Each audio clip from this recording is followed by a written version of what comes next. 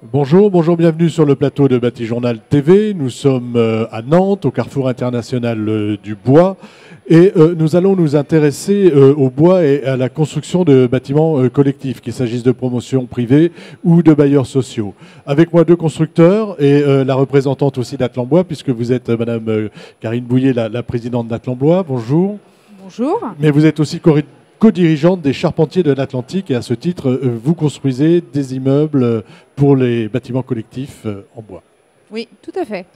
Charpentiers de l'Atlantique, rapidement, vous me rappelez combien de participants, combien de compagnies?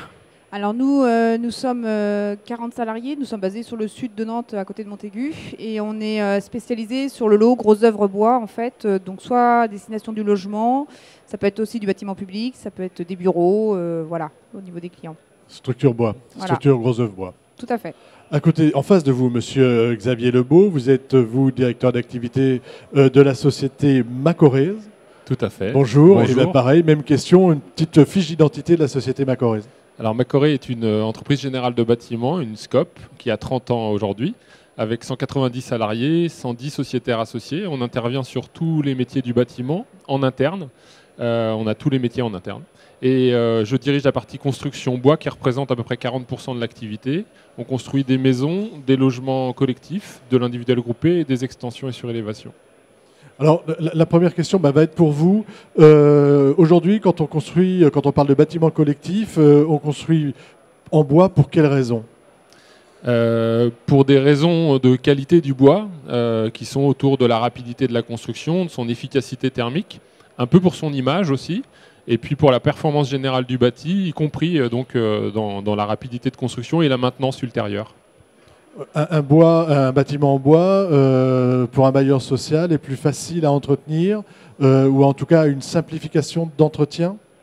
Il ne l'est pas naturellement, mais ça doit être absolument prévu, puisque c'est important pour le bailleur, l'exploitation. Et donc ce qu'on prévoit et qu'on produit aujourd'hui le sont, oui. Alors même question, comment est ressenti le bâtiment en bois aujourd'hui dans le logement collectif ? Dans le logement collectif, il est ressenti comme une solution comme une autre, en fait, suivant le projet, et qui peut être avantageuse quand on a un délai en fait court, quand on a parfois des contraintes de chantier, ou aussi parfois il se met en concurrence des projets d'autres types, et puis on arrive à sortir des projets sur les mêmes bases de prix. Un projet bois, c'est encore expérimental ou ça ne l'est plus ? Ça dépend des clients et des régions. Dans notre région des Pays de Loire, et particulièrement sur Nantes, c'est plus du tout une expérimentation, c'est une habitude. Et il y a d'autres régions où c'est encore compliqué pour eux de construire en bois, où ça devient expérimental. C'est-à-dire qu'il y a à la fois des gens qui sont très demandeurs, si j'ai bien compris, sur le marché, et d'autres qui le sont moins et qui viennent un peu par le bois, par la contrainte, une contrainte d'accès ou quelque chose comme ça. C'est le cas, tout à fait. Alors, nous, on intervient essentiellement sur la Loire-Atlantique. Donc, comme vient de le dire Karine, on est dans une zone où le bois a percé, est devenu naturel dans le mode constructif. Peut-être plus pour les bailleurs encore que chez les promoteurs, puisque chez un promoteur, il y a peut-être un peu plus de réticence encore à utiliser le bois aujourd'hui. Même question sur cette... Alors mon entreprise est sur la Vendée. Je peux vous dire que sur la Vendée, le bois, c'est pas du tout une habitude. En fait, la solution bois, elle vient souvent soit d'un architecte qui a une envie, ou alors du côté du client qui soit a rencontré quelqu'un ou est convaincu et du coup va demander à avoir un projet bois. Et on a travaillé autrement sur un autre projet, nous, sur Paris. Là, le client, c'était parce que la solution bois convenait et qu'une solution traditionnelle béton ne fonctionnait pas. Il y avait des contraintes de chantier trop importantes. Donc là, du coup, le bois devient très intéressant en termes de contraintes de chantier. Vous pouvez nous dire pourquoi sur ce chantier en particulier ? Alors, on était dans le 19e à Paris, donc dans une rue qui est très empruntée, et on construisait en second rideau et on passait par un porche. Et en fait, le client a regardé avec l'entreprise générale la solution béton traditionnelle, et quand ils ont vu le nombre de toupies à amener sur le chantier, ils se sont dit c'est impossible, on ne peut pas fermer cette rue pour des toupies béton. Et ils ont regardé dans un second temps la solution bois, en étudiant la solution ossature bois, une solution CLT. Et en fait, pour aller plus vite sur le chantier et moins gêner les voisins, on est parti sur une solution CLT. D'accord.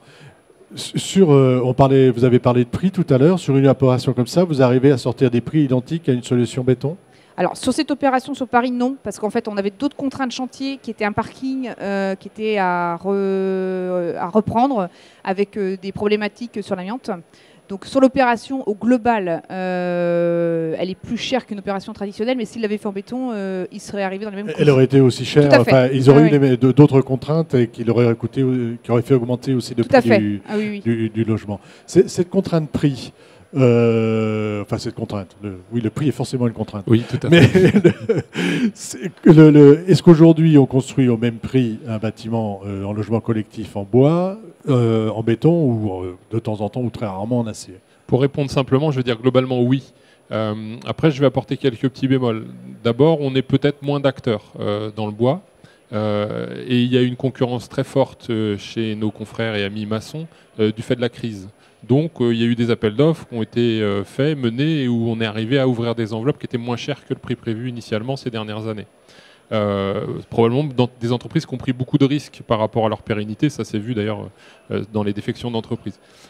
Donc si on enlève cet effet économique d'une concurrence exacerbée, oui, on est au même prix, surtout si on compare les mêmes prestations de surface et de performance thermique.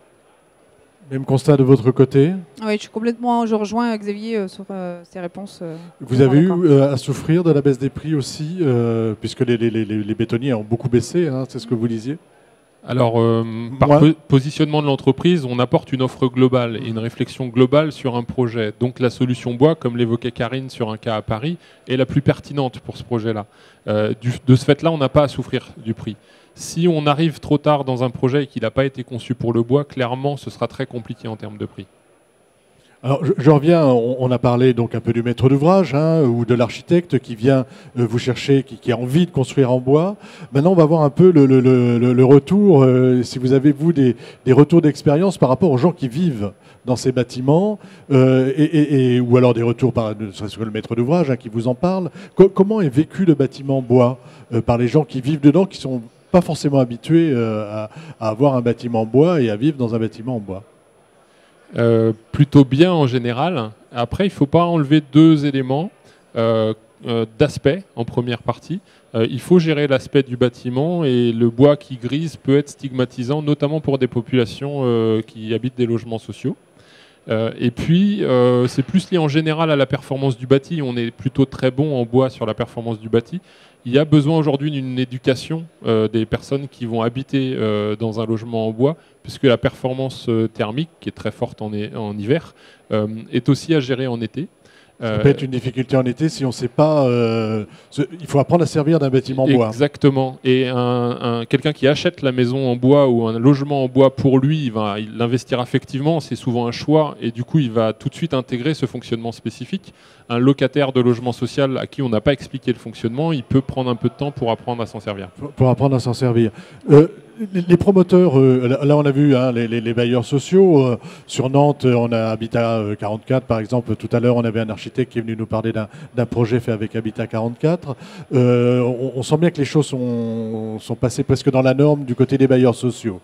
Du côté des promoteurs privés, est-ce que c'est la même chose, et est-ce qu'il faut encore les convaincre de cet intérêt du bois? Alors pour eux, c'est encore une découverte. Parce que par solution de facilité, ils continuent à pratiquer ce qu'ils ont fait depuis longtemps.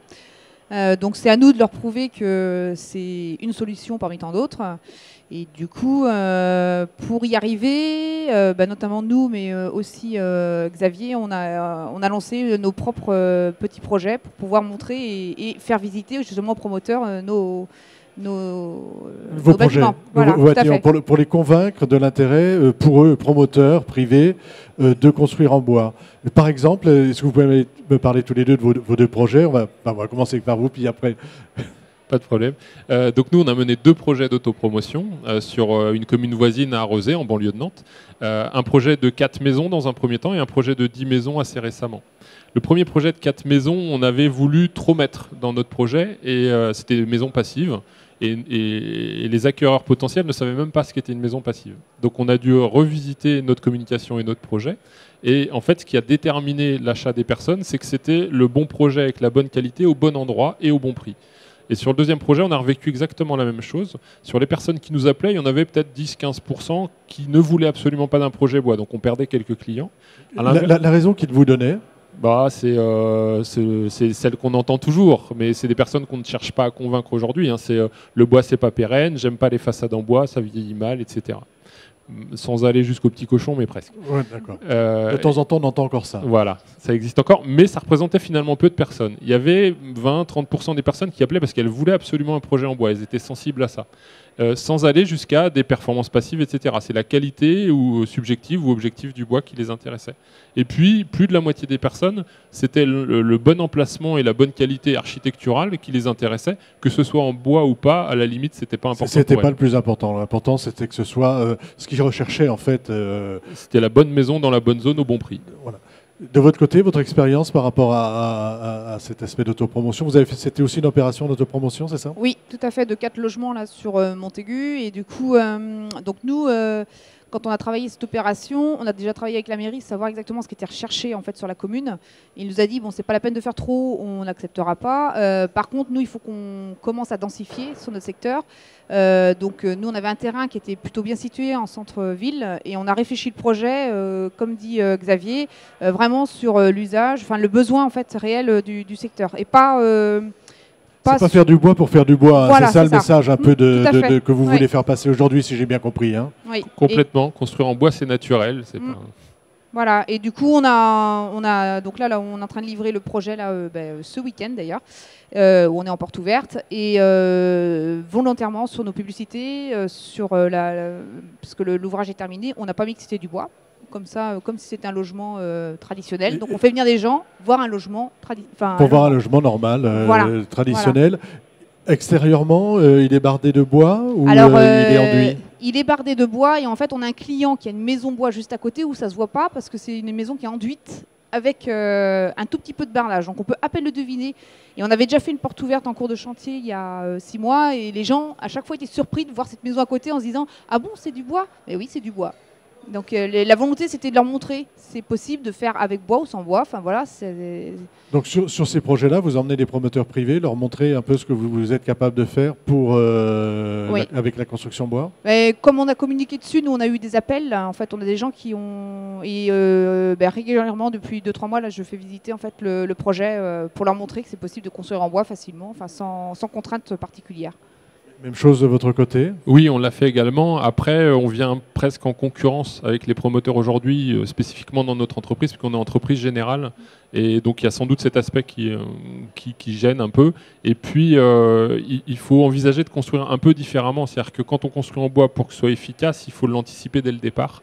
Et cette culture-là n'existe pas forcément chez les promoteurs, autant que chez les bailleurs aujourd'hui du territoire qui l'ont bien acquise.